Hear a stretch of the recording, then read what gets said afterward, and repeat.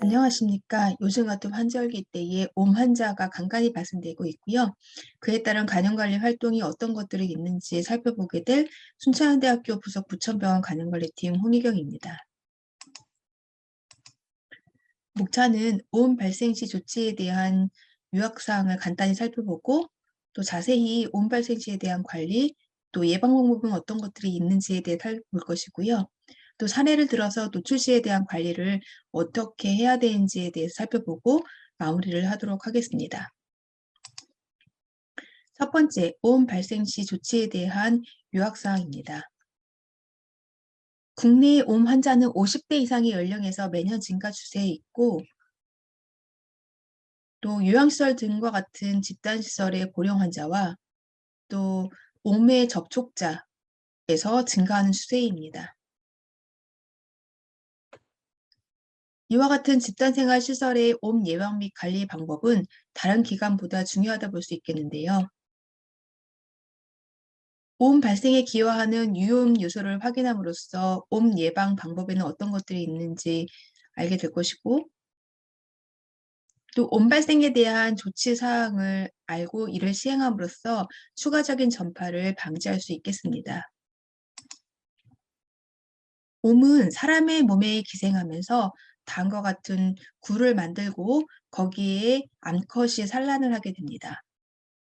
그 알이 4에서 5일 후에는 유충으로 부화를 하게 되겠고요. 그 유충이 성충이 되면서 다음과 같은 단계를 무한 반복한다고 보실 수 있겠습니다. 옴에는 이와 같은 옴이 기생하면서 굴을 만들고 상당한 소양증을 유발하는 일반적인 옴이 있겠고요. 또 딱지를 형성하는 이와 같은 가피성 옴 두 가지로 나뉘게 되겠습니다. 일반적인 옴과 가피성 옴은 치료제도 다르고 관리 방법도 다르기 때문에 뒤에서 살펴보도록 하겠습니다.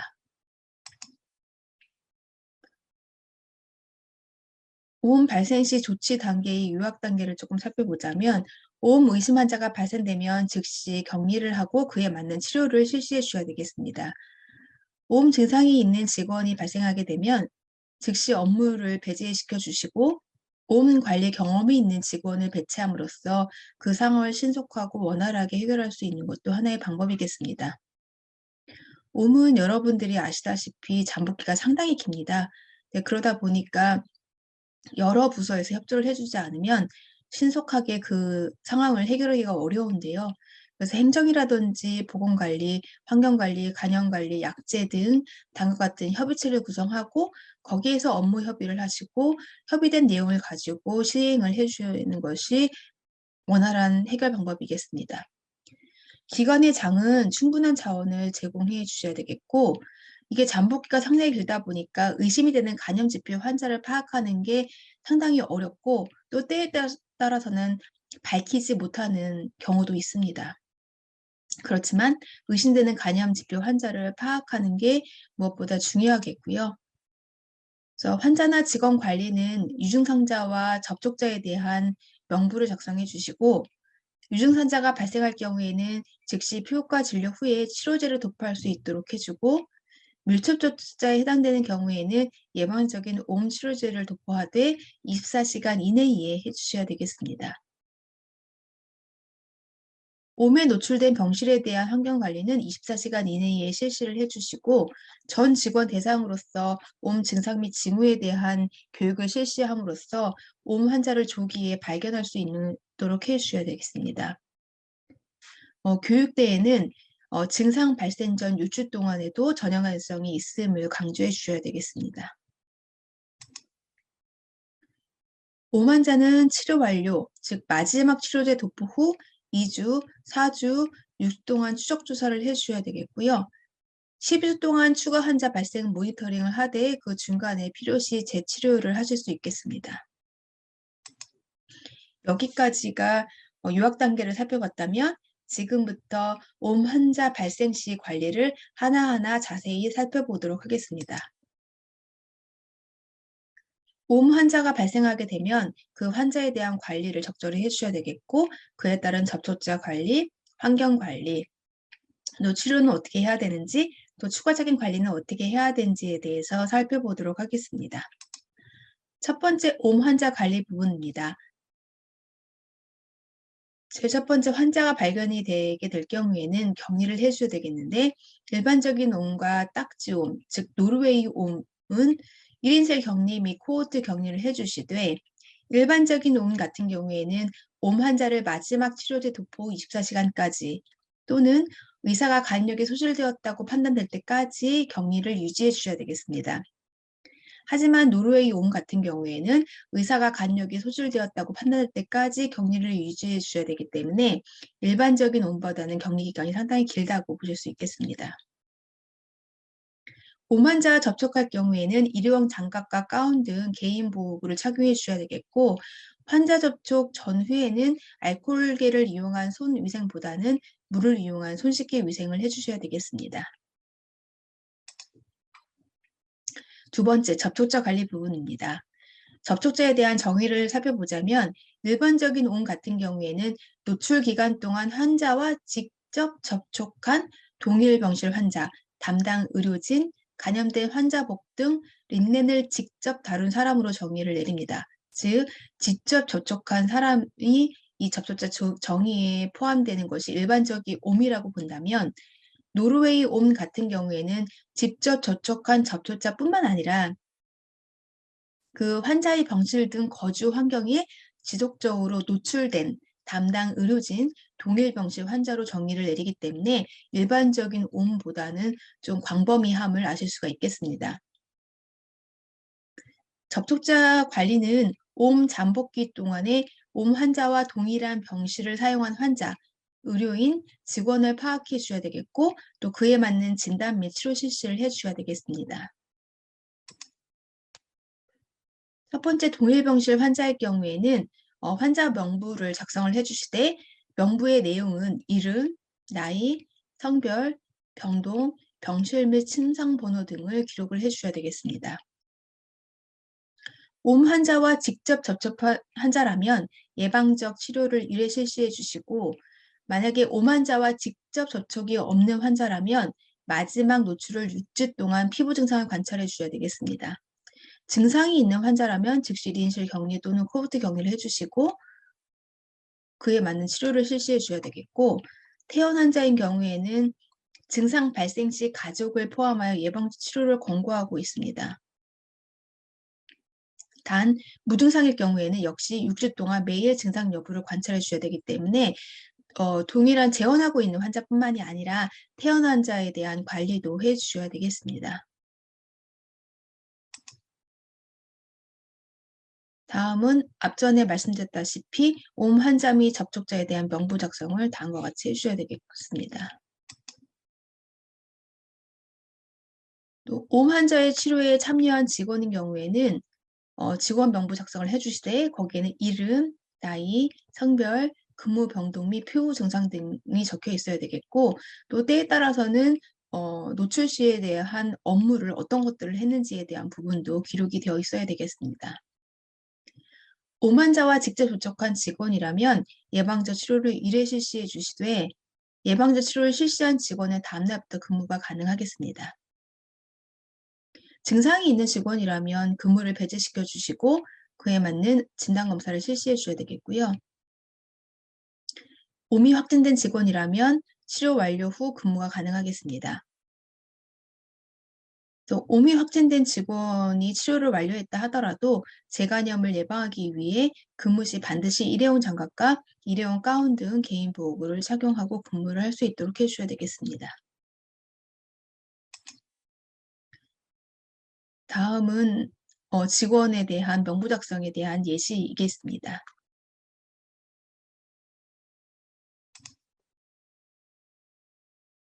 세 번째, 환경관리 부분입니다. 옴 환자가 사용 중인 병실이라면 격리 기간 동안에 매일 진공청소기로 청소를 해주시고 진공청소기는 전용으로 사용을 해주시면 되겠습니다. 만일 진공청소기 사용이 어려우면 일회용 흡수포를 이용해서 청소를 해주셔야 되겠고요. 오만자가 퇴원, 전실 전원 후인 병실 같은 경우에는 일반적인 방법으로 청소 및 소독을 해주시면 되겠습니다. 청소도구 관리는 진공청소기의 집진통 같은 경우에는 기생충이 남아있을 수 있기 때문에 매일 주의해서 비운 후에 세척을 해주시면 되겠는데, 이때는 이제 장갑 착용 등을 좀 해주셔야 되겠고요. 일회용 백 같은 경우에는 이제 매일 교환을 해주셔야 되겠습니다. 진공청소기 내부는 혹시 남아있을 수 있는 온 기생충 때문에 이제 세척을 해주시면 되겠고, 일회용 흡수포 같은 경우에는 남아있는 기생충이 혹시 골판지 박스라든지 기타에 자랄 수 있기 때문에 격리 의료 폐기물에 처리를 해주시면 되겠습니다.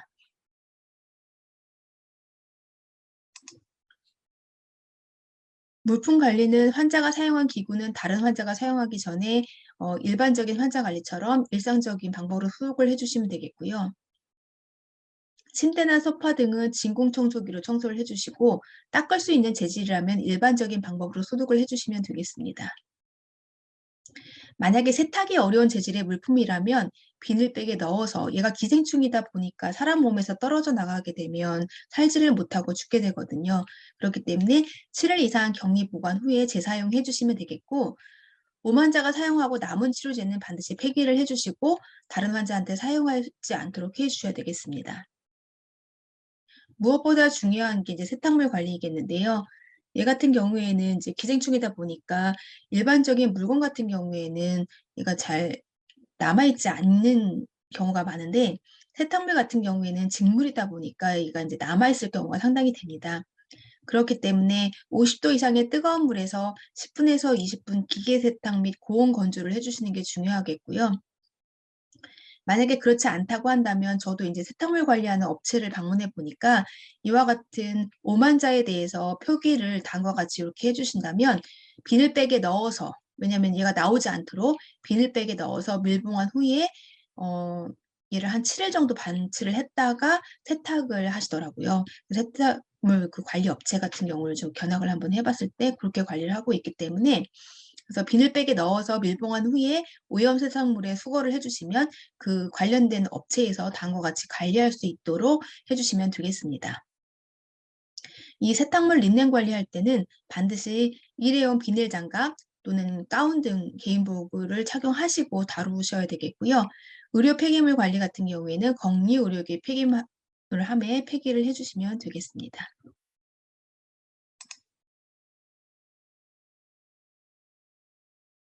네 번째, 이제 치료 방법이겠습니다. 치료의 원칙은 환자에게 약제를 도포할 경우에는 일회용 장갑과 가운을 착용하는 등 개인 보호구 착용을 하시고 도포를 해줘야 되겠고요. 야간에 머리와 얼굴을 제외한 목부터 발끝까지 전신의 약제를 골고루 발라주시고, 8시간에서 12시간이 경과한 후 다음날 아침에 전신을 씻어내고 새로운 의복과 침구를 교환을 해주셔야 되겠습니다. 저희 병원도 이제 재치료를 실시하게 되는데요. 일주일 간격으로 이제 실시를 해주시면 되겠고, 또 동고가족 및 밀접촉자 직원은 증상 여부에 관계없이 동시에 예방적 치료를 해주시는 게 이제 원칙이겠습니다. 만약에 세탁실 등 지원 부서에서 이 오염된 린넨에 노출되었다는 것이 의심될 경우에는 이 예방적 치료에 포함을 시켜주셔야 되겠고, 또 이런 환자들은 마지막 치료 도포 후에 2주, 4주, 6주 동안 의료기관을 재방문해서 재치료가 필요한지 판단을 받으셔야 되겠습니다. 또 옴 환자에 대한 동고가족이라든지 밀접촉자 및 직원에 대해서 약물 사용 방법 등 자세히 이제 설명을 해주셔야 되겠는데요. 이제 저희 병원 같은 경우는 옴 치료제 바르는 방법 등과 같은 이와 같은 안내문을 만들어서 교육을 실시해 주시면 되겠습니다. 옴 치료제에는 우리가 주로 사용하는 게 5% 퍼메트린을 대부분이 많이 사용하실 텐데요. 옴의 1차 치료제로서 선택을 하고 있고, 또 생후 3개월 이후의 유아에서도 도포가 가능한 것으로 되어 있습니다. 그래서 1회 도포로 80에서 90% 이상의 치료가 가능하고 일주일 후에 다시 도포하는 것을 권장하고 있습니다. 린단 같은 경우에도 이제 사용하고는 있는데 금지인 경우가 있습니다. 심한 아토피 피부염이 있거나 건선, 광범위한 염증성 피부 질환이 있거나 이런 경우에는 이제 금지로 되어 있고요. 만약에 과량을 사용 시에는 중추신경계의 중독 가능성이 있겠습니다. 그다음에 노르웨이 옴에 사용하는 이버메친 같은 경우에 사용을 하게 되어 있는데요. 요거 같은 경우에는 미국 FDA는 미승인이 되어 있고 한국은 희귀 필수 의약품 센터에서 구입이 가능하기 때문에 이런 경우에 사용을 해주시면 되겠고, 저는 아직까지 솔직히 말하면 이 노르웨이 옴을 본 적은 없습니다. 그래서 이제 이런 것들이 있다라고 보실 수 있겠고,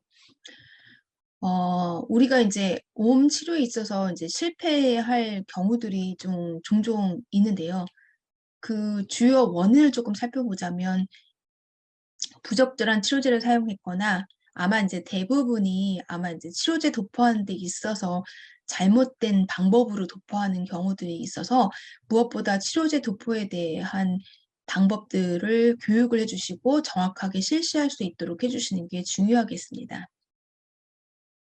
또한 치료제에 대한 내성이 있을 수도 있고 또는 치료 기간 동안에 국소 스테로이드를 사용함으로써 치료에 대한 실패 원인이 될 수도 있겠습니다.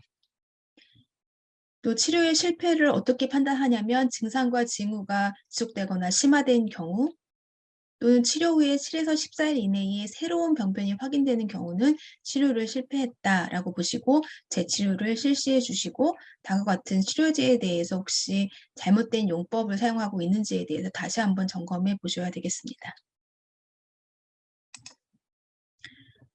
마지막으로 추가적인 관리 부분입니다. 그래서 모든 신규 환자라든지 의료인 및 직원 대상으로서는 옴 간염 여부를 선별해 주시는 감시 활동을 해줘야 되겠는데 저희 원내 같은 경우에도 만약에 이런 환자가 요양기관이라든지 이렇게 집단 이용시설에서 오시는 분들에 대해서는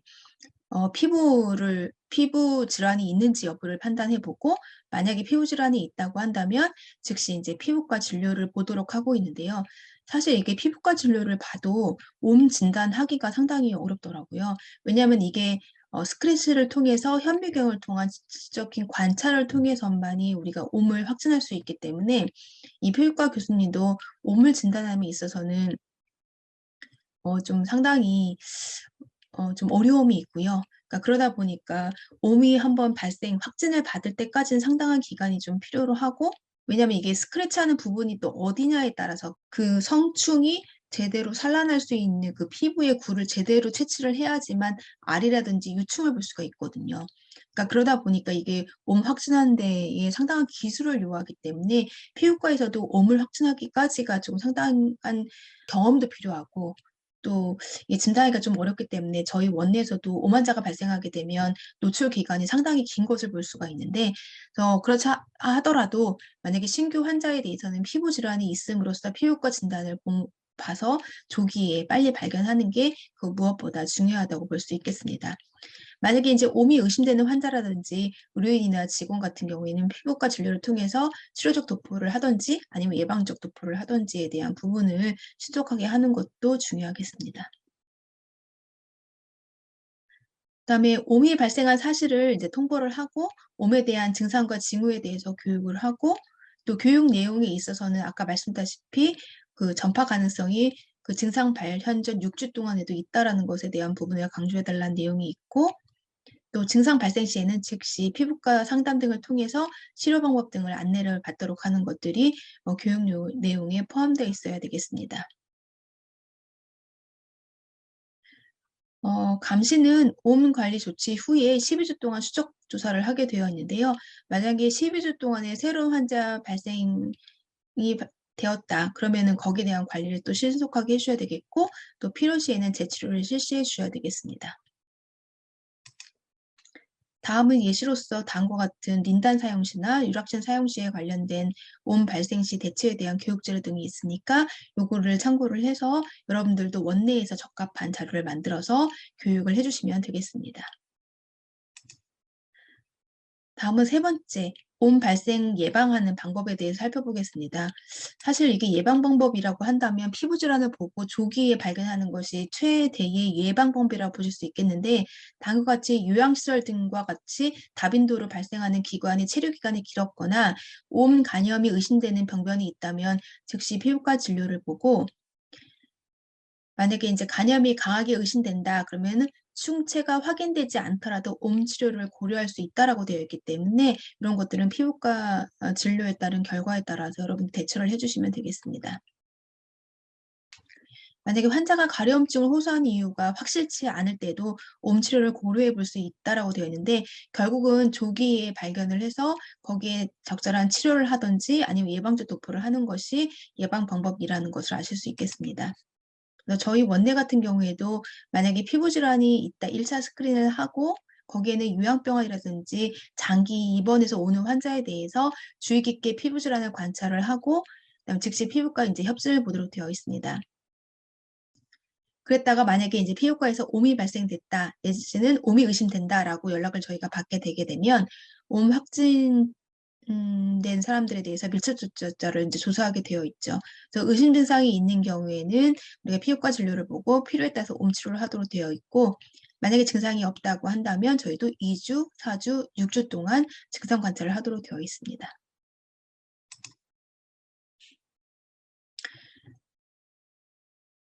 마지막으로 노출 시의 관리에 대한 사례를 들어서 조금 설명을 드리고 마무리를 하도록 하겠습니다.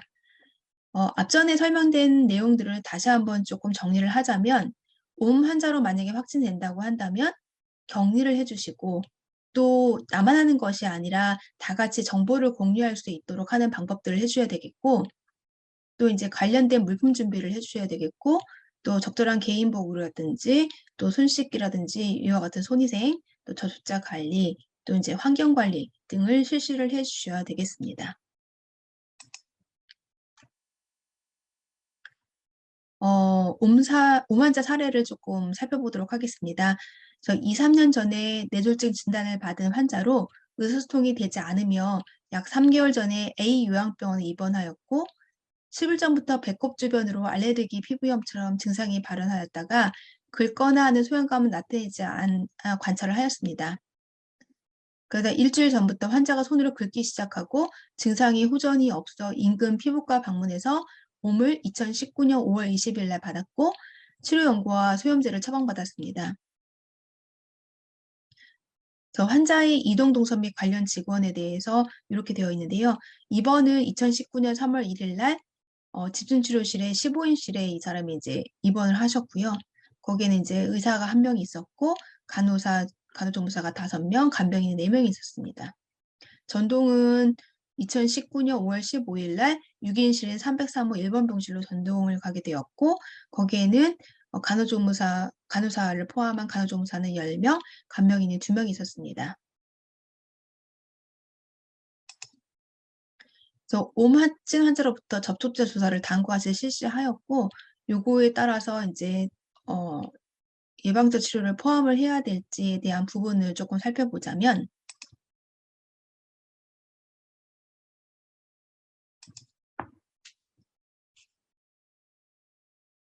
다음과 같습니다. 그래서 예를 들어서 의사 A는 매일 환자 청진을 하고 간단한 문제를 했다면 일반적인 옴에 대한 접촉자 포함 여부와 가피성 옴에 대해서 접촉자 포함 여부가 조금 나뉘게 되는데요.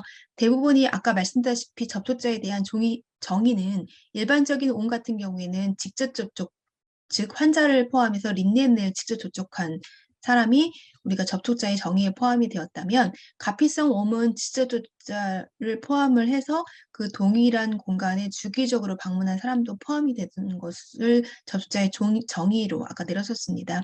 그거에 맞추어서 조금 살펴보자면, 가피성 옴은 어쨌든 그 환자가 있었던 공간을 방문했던 사람들을 브로드하게 다 포함을 해야 된다라고 보실 수 있겠고요. 일반적인 옴을 조금 살펴보자면 매일 청진 및 간단한 문진을 하셨던 의사 선생님 같은 경우에도 직접 접촉이 있었기 때문에 일단 포함을 시켜주셔야 되겠고, 그다음에 집중관리실의 수간호사는 환자 접촉 시마다 장갑만 착용했다고 되어 있는데 저희가 가운까지 포함을 해야 되기 때문에 접촉자 분류에서는 포함이 되어야 되겠습니다. 네, 환자의 흡인이라든지 피부 사정, 체위 변경 등이 있었기 때문에 지순치료실 간호사 2, 3은 당연히 포함이 되어야 되겠고요. 목욕 및 환희 교환 등이 있었던 린넨 관리도 직접 접촉을 했었기 때문에 지순치료실 조무사 1, 2도 다 포함이 되어야 되겠습니다. 그다음에 담당 간병인으로서 목욕 및 환희 및 시트 교환이 다 포함되어 있었기 때문에 지순치료실 간병인 1, 2도 다 포함이 되어 있어야 되겠고요. 타 구역 담당 간병인으로서 환희 및 시트 교환을 했다라고 하는 것은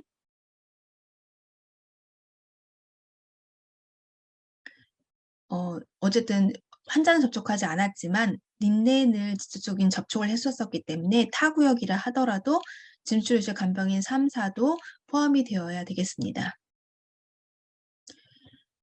산병동으로 전동을 가고 난 다음에 수간호사는 환자와 접촉했다라는 정확한 기록이 없기 때문에 환자의 직접 접촉 여부를 확인하고 만약에 직접 접촉이 있었다고 한다면 추가를 시켜주셔야 되겠습니다.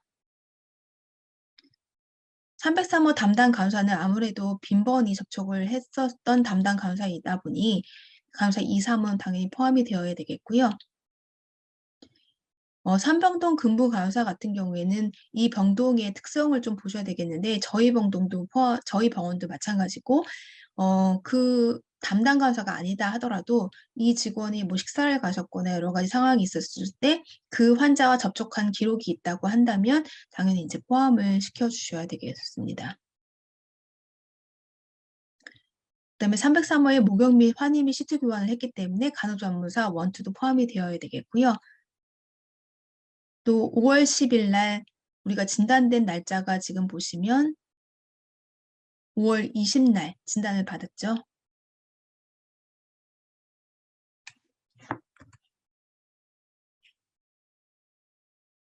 그렇기 때문에 잠복기에 포함된 5월 10일 옴 확진환자 목욕 보조도 포함이 되겠습니다. 303호 근무 간호조무사도 담당 간호조무사이기 때문에 포함이 되어야 되겠고요. 그다음에 목욕 및 환희 시트 교환을 했던 간병인도 포함이 되어야 되겠고 5월 14일 날 303호를 환자 담당했던 간병인도 당연히 잠복기에 포함이 되어 있기 때문에 포함이 됩니다. 또 세탁물 관리하는 사람이 만약에 일회용 장갑과 앞치마를 착용했다면 문제가 되지 않는데 목장갑이라는 데에 여러분들이 잘 생각을 해주셔야 되는데 목장갑도 직물에 해당이 되기 때문에 문제가 될 수 있습니다. 그렇기 때문에 목장갑을 착용했다는 것을 함정으로 아시고 목장갑이 아닌 그러니까 기생충을 방어할 수 있는 비닐 장갑 같은 것들이 해당이 되어야 될 텐데요. 여기서는 목장갑이기 때문에 이 직원은 개인 보호구는 착용을 했지만 그래도 이제 포함이 되어야 되는 것으로 보시면 되겠습니다. 네, 이상으로 접촉자 조사에 대한 근거를 가지고 그분들을 예방적 치료를 해야 될지 또는 증상이 있을 경우에는 치료적 치료를 해야 될지에 대한 판단을 좀 해주시고요. 오만자의 관리에 대해서 전반적으로 조금 살펴보았습니다. 앞전에 살펴드렸듯이 이제 환자 관리라든지 또 접촉자 조사를 해서 접촉자 관리가 무엇보다 중요하다는 것을 아실 수가 있는데요. 이런 것들을 여러분들이 이번 시간을 통해서 좀 습득을 하시고 이걸 근간으로 해서 옴 환자 발생에 대해서 여러분들 임상에서 좀 도움이 될 수 있었으면 좋겠습니다. 이상으로 강의를 마치도록 하겠습니다. 감사합니다.